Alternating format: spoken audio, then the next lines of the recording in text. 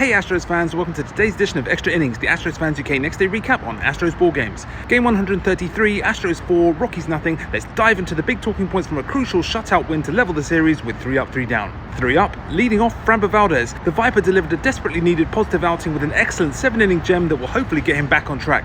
After a pretty horrible August, Framber looked back to his best with a 5 strikeout display, giving up only 3 hits and 2 walks, as his famous curveball looked nasty once again. Talk about the quality of opposition as much as you like, this was exactly what Framber needed as a reset, and let's see if he can kick on again from here, as it would be huge.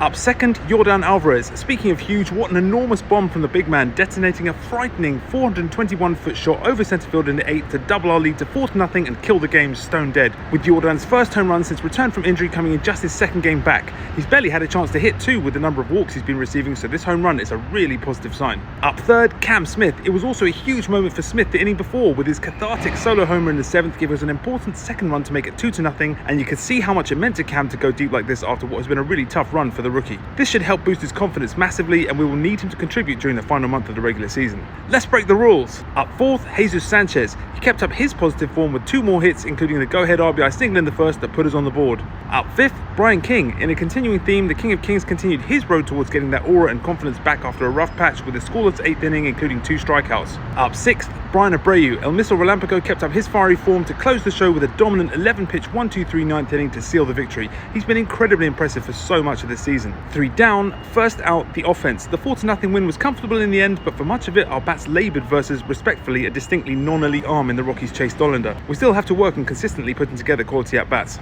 Definitely no other negatives from this one though. A couple of extra points to finish on. Energy injection. Hopefully our late offensive flourish here will get a bit of buzz back in our lineup for the rest of this huge homestand. And eyes ahead only. The temptation is to scoreboard watch at this time of year, but there's a lot of baseball left to be played, and the only thing that matters is winning our games.